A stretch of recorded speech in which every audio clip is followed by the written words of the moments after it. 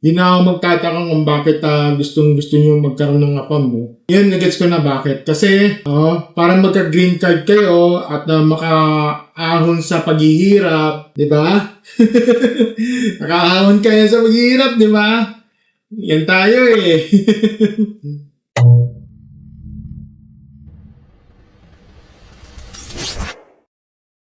Hello mga stories! Welcome back sa isa naman nating random reactions dito sa ating channel ng Stories.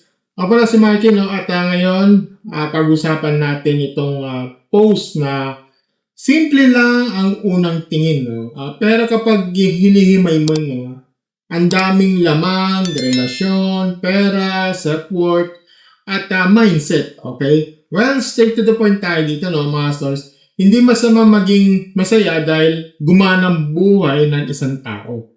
Ang problema kasi dyan, tsaka system, no? Kapag may framing ng kwento ay parang AFAM ang sagot sa hirap. So, at yan ang pag-uusapan natin ngayon. Okay? Ngayon, babasahin natin yung post, titignan natin mga comments, at magbibigay tayo ng opinion na direkta, logical, at practical. At gaya ko lagi ko sinasabi, no, commentary ito. Okay? Hindi ito hate train, ha? Huwag tayong mang-bash ng tao. Himay natin itong quote na to. Okay? So, let's do it, master. Ito na. Basahin na natin itong post. Ito, galing ito kay Anisel Emilio. Ito yung British couple, no? Okay? Ito yung kanyang Facebook profile niya. I think it's Facebook profile ito. So, nakalagay ito na Filipino-British couple, no? Si Anisel Emilio. So, yun yung yung kanyang Facebook page, no? Ito yung kanyang post niya dito. Sabi niya dito, first ko lang yung kapatid kong nireto ko sa FAM. Sobrang proud ako kasi yung dating hindi siya halos makapag-grocery kasi walang tira talaga sa sweldo niya. Tapos panay inom lang yung Pinoy na ex niya. Okay. Kung mag-grocery, sobrang tipid as in puro tingi-tingi at budgeted talaga. Ngayon may AFAM na siya. First time niya mapuno ang big push cart na pinamili niya, partida hindi na niya tinitingnan ang presyo ng binibili niya. What's the lesson here? No? Why stay in a place or person that you are not value? Know your worth. Di ba? Ito yung kanyang subtopic sabi niya dito, no? Dati nag-aalala siya palagi baka ang mahal na nasa push cart. At isa pa, meron pa isa. Madalas binabalik ang item sa shelf kasi mahal. Okay. So, unang-una, no, valid na saya niya, no, yung para sa kapatid niya. That's a valid yung kanyang saya. Kung dati hirap na hirap, stress na stress, at ngayon nakakaingay. Ito ang dito, problema dito. Ang post kasi imbes na maging kwento ng paglayo sa pabigat na relasyon, no, ang dating tuloy ay yumaman kasi nagka-AFAM. Di ba? At magkaiba yon. Kasi itong medyo real talk na dito, no? Hindi ang AFAM ang tunay na flex dito. Ang tunay na flex sana ay dapat sana nakaalis siya sa maling partner, no? At saka may nakahanap siyang taong marunong umalalay. At hindi na siya laging nasa survival mode. Diba? Pero dati sa wording na ngayon may AFAM na siya. Tapos sabay di na tumitingin ng presyo. Ang tunog ko dito kapag AFAM, solve ng buhay. Diba? At doon na nagiging sablay ang logic dito. Okay? So, ito ang ito may tatlong maling nakikita kong logic dito at mga policies, no? Unang-una, number one is hasty generalization. Hindi dahil ang ex niyang Pinoy ay puro inom at walang ambag, ibig sabihin lahat ng Pinoy ganun na. Diba? At hindi rin dahil may isang AFAM na generous, ibig sabihin lahat ng AFAM ay automatic better partner na. Diba? Kasi lahi is not a character. Nationality is not morality.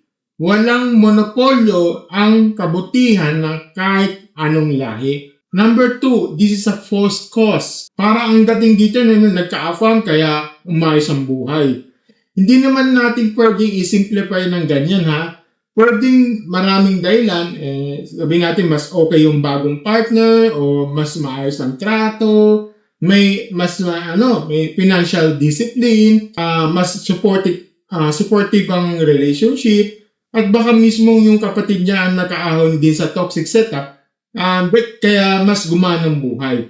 So, hindi pwedeng i-reduce lahat sa AFAM na is equal to full pushcart, no? At saka masyadong mababaw kung gano'n lang yan. Okay? So, at saka yung pangatlo dito, no? Ito ay isang appeal to material success. Na parang ang sukatan ng you are valued ay gaano kapuno yung pushcart mo at saka yung at kung tumingin ka pa sa presyo o hindi, di ba? Gets ko yung symbolism, no? Alam natin yung sakit ng buhay na bawat item sa grocery ay kailangan mong bilangin. Okay? Pero tandaan natin mga stories, no? Ang full pushcart ay hindi automatic proof na healthy relationship. At ang pagmamahal ay hindi sumusukat sa dami ng laman ng cart.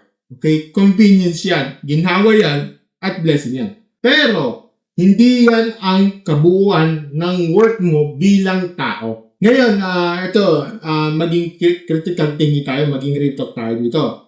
Hindi sapat ang love lang, okay? Hindi sapat ang love lang. Kung ang partner mo ay purong inom, walang direction, walang ambag, ikaw lagi ang nagsasalo, at ikaw pa yung ubos na ubos, well, then yes, umalis ka. You had, stay away, di ba? From the toxic, di ba? At hindi pagiging mukhang pera yon, hindi pagiging maarte yon. Ang tawag doon ay self-preservation at basic standards, okay? Sa panahon ngayon, mga stories na hindi pwedeng puro puso lang, no? Kailangan may utak din. Okay? Kailangan marunong kang disiplina, respeto, at kakayahan magdala ng relasyon nang hindi ikaw lang ang bumubuhat. Okay? Pero ito rin ang isa sa pinaka-relate ko dito, no? Huwag mong gawing rescue plan ang relasyon. Dahil kapag ang lesson mo ay know your worth, pero ang ibig mong talagang sabihin ay humanap ng mas may pera, delikado ka rin dyan. Well, ang tamang lesson dito kasi is huwag kang manatili sa taong hindi ka nirerespeto, hindi ka pinapahalagaan, at pabigat na nga sakit sa ulo pa. Hindi. Humanap ka ng AFAM para gumawa ng grocery. hindi yung humanap ka ng AFAM para gumawa ng grocery. Di ba? Ngayon mga stories, no, at basahin natin mga comments, just dito lumina na bakit maraming na-off sa post dito. Ito galing ito, isang comment na ito, sabi niya, this is not the real flex. Parang pinagmukha mong, dahil nagka-affam, yumaman, wrong mindset yan. The real flex is yung coming from your own hard work, supportive and at generous partner. Well, sa totoo lang, malakas ang puto niya, no? Tama siya sa framing talaga yung problema. Mas okay yung sinasabi ng blessed sa kapatid ko kasi mapunta siya sa taong supportive at responsible. Kasi kapag ginawang AFAM/yaman, di ba, lumalabas tuloy yung nationality na puhunan ng dignity. At, di ba? At totoo, medyo nakakababayan ng tingin sa mga Pinoy kapag ganun ang presentation. Kaya ang daming nakikita ng mga mostly sa mga nationality sa atin, parang tingin sa atin, parang mukhang pera, di ba? Okay? So, next naman ito, galing ito, isang comment sabi niya, kayang-kaya ko na tong walang tulong na AFAM, magsipag ka lang. Okay. May point naman yun. Hindi kasi porket kaya mo, kaya ng lahat ng parehong sitwasyon. Magkaiba ang pinanggalingan ng tao, opportunities, trauma, at hirap ng buhay. So yes, self-realize is good, pero hindi rin fair yung i-dismiss mo agad. I-dismiss mo agad yung mga experience ng iba. Ang dapat lang i-correct ay yung mensahe, hindi yung pang-angat ng kapatid. Okay? Next naman, sabi niya dito, hindi naman lahat ng AFAM ay ganyan. Di laging greener on the other side. Build yourself first. Okay, ito yung ano ko dito, no? Ito sa mga pinaka-balance yan, no? Exactly dito. Hindi lahat ng apang guessing, Hindi rin lahat ng Pinoy pabigat at saka hindi rin laging greener of the other side, no? Ang pinakamaganda pa talaga dito, build yourself first para kahit anong nationality ang partner mo, hindi ka mawawala ng sarili mo. Kapag kaya mong tumayo sa sarili mo pa, partner becomes a partner. Hindi savior, hindi sponsor, hindi lifetime. Next naman, sabi niya dito, parang hopeless parang hopeless po ang datingan na kung hindi sapang. Hindi kakayanin mapuno ang cart. Hindi po itong nakaka-proud, nakakaya ka. Okay, so I think guess ko naman dito, no? Pero siguro ang mas tamang atake dito, hindi nakakaya ang kapatid mo, no? Ang tamang sabihin nga dito, no? Maling framing pero valid ang saya, di ba? Medyo criticize the message, not the person, di ba? Next naman, sabi dito, kahit walang afam, kaya ko magpuno ng malaking pushcart. Yes! Good for you, di ba? Good for you. Pero ang usapang logic naman, hindi argument ang personal flex, no? Dahil ang issue dito ay hindi kung sino ang unang napuno sa cart, no? Ang issue dito, no, bakit ginawang symbol yung work at better relationship ang full grocery cart dahil sa afam. So, medyo ibang lane na rin yan, no? Di ba? Next naman, sabi niya dito, hindi na uso palagi pinapairal ng puso. Dapat gamitin din talaga ang utang. Yes, agree ako dito. Okay. Hindi kasi pwedeng puso lang gamitin, no? Dapat dagdagin natin yung more on utak, kumbaga, more on brain sa pagdating sa mga relasyon na hindi lang tungkol sa pera. Okay? Kasama utak yung kasama utak yung pagiging pagtingin ng character, emotional maturity, work ethic, loyalty, at saka yung may kakayahang maging partner, hindi yung proyekto. Okay? So, kasi ang tao rin na may pera pero basura ang trato. So, hindi rin automatic na may provider image. Safe na. Okay? Next naman, sabi niya dito, pag naka-afam na, makakain yung mga pagkain na hindi, na dating hanggang tingin ka lang. Napaiyak na lang ako. Okay? Ito yung talagang very real talaga. Dito natin maintindihan bakit may mga taong tumama sa ganitong klaseng post. Kasi para sa iba, hindi talaga ito tungkol sa apam. Ito yung tungkol sa first time nilang makaranas ng ginawa. First time nilang makaramdaman na may pag-aalaga. At saka first time nilang hindi kailangan magtiis ng lahat.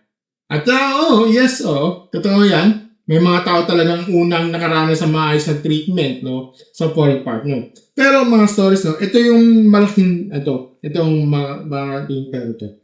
Hindi ibig sabihin nun ay nationality ay may magic.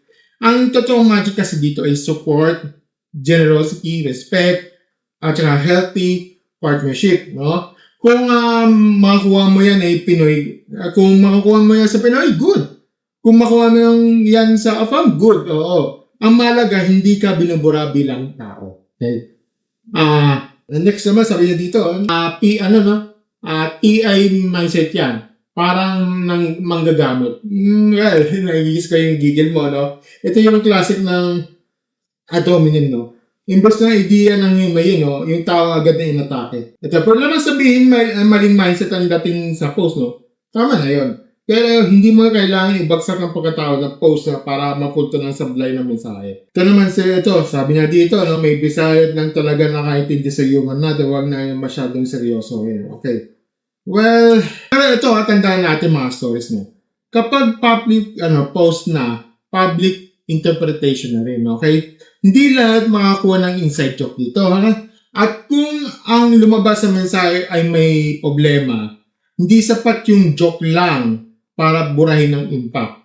Humor can explain intent, but it does not erase implication. Okay? Yan lang yung mga, sa mga comments dito, Ito ang pinaka-tip ko dito. Ang tunay na lesson dito ay hindi mag-afam para gumanang buhay. Ang tunay na lesson kasi dito is huwag manatili sa pabigat, Huwag mag-settle ng taong inubos ka. Pumili ng partner na may respeto, disiplina, at abang. Okay? At yung kung kaya, magtayo ka rin ng sarili mong lakas para hindi ka makaasa na kahit kanino. Okay? Kasi sa dulo mga stories, no, ang nationality ay partner ay detail lang. Okay? Ang mas mahalaga dito yung paano ka tratuhin, paano ka respetuhin, at paano kayo bubuo ng buhay na hindi isa lang ang mubuhat. So, kung afam ang mabuting partner mo, okay. Kung Pinoy ang mabuting partner mo, okay din. Okay? Kung single ka at pinili mong unahin ang sarili mo, mas okay din nun. So, pero wag nating ikabit ang self worth sa passport, currency, o sa laki ng grocery cart. Know your worth does not mean, okay, know you can buy more for you. It means, alam ko kung kailan ka na dapat umalis sa taong walang respeto. Dapat walang direksyon at walang yung mga pakialam sa bigat ng pasan mo, no? At isa pa, no, hindi mo kailangan malitin ng isang lahi para ingat ang isa. At hindi mo kailangan gawing simbolo ng pag-ibig ang groceries para patunayan na mas okay ang relasyon mo ngayon. So, yan pero mga stories, no, ano sa take nyo dito, no? Lex lang ba ito na mali ang wording? Wrong mindset ba talaga? O na-misunderstood lang yung internet ang humor? No? Comment down below, pero lagi ko paalala dito, opinion lang, walang personalan, walang bastusan. Okay?